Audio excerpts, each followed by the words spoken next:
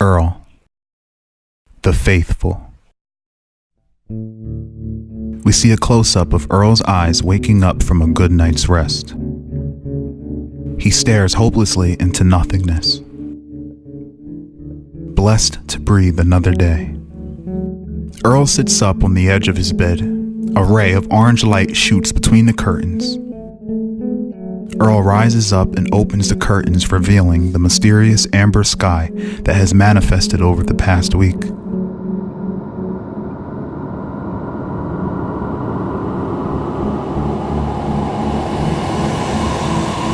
News stations report not knowing its cause. Crazy things are happening all over the world. Earl sees a line forming across the street at his church. This restores a bit of happiness in Earl, and it jumpstarts him a bit.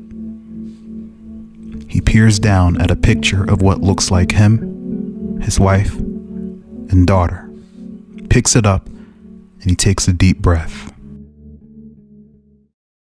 We cut to Earl standing before a sizable congregation of the West Dominion Church preaching a sermon on fear. His voice carries and holds unparalleled spiritual weight, hitting everyone in the heart and mind like a volley of arrows. The downtrodden receive his word and are uplifted and begin to feel like they have a chance in a world where hell is breaking through the veil.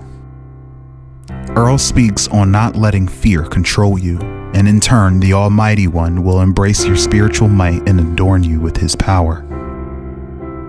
A disgruntled woman runs up to the altar in tears.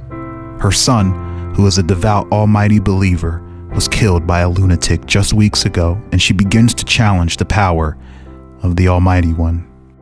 Earl immediately feels her pain and sheds a tear while kneeling and embracing the woman.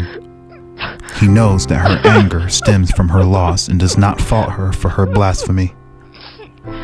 Truthfully, Earl was just as frightened of the dark times, if not more.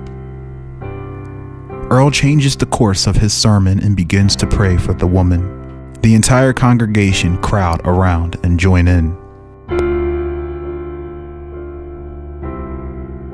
We see clouds part as rain begins to shower the church, and the church only.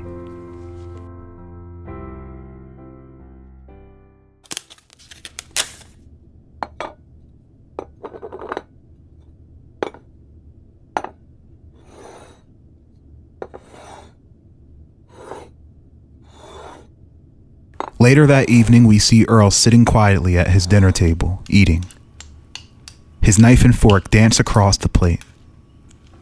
There's dishware prepped up in the other 3 seats, even an old pack of crayons by one of the plates. Earl's eyes set on his own plate as if struggling to avoid glancing at the other seats. He stops and puts his fork down. He places his palm on his face, that initial alleviating wave of tears that comes with crying and feels great to let out. Earl holds it in and continues to eat, but the stuffed nose and salty tears have ruined his appetite. He reaches for a $150 speeding ticket that he received. A snapshot of his vehicle running the red light can be seen clear as day. He sighs. Then he notices that it has been waived just as a warning, and he smiles.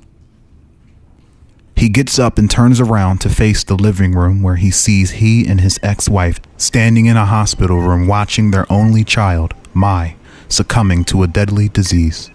Earl walks over and begins to pray for his daughter, but is violently pulled away from the kid by his wife with eyes full of tears. She lashes out in frustration and begins to push him while telling him to stop with all the praying. She lost faith some time ago. Earl stands there as his wife falls to his feet, hysterical, as he watches his daughter leave the earth. He is soon comforted by the compassion and support from the Almighty One, allowing him to stay strong during a time where his wife couldn't. We cut to Earl, waking up the next morning in bed. He gets up and looks out of the window as a line forms outside of the church across the street. blessed to breathe another day, he mutters to himself.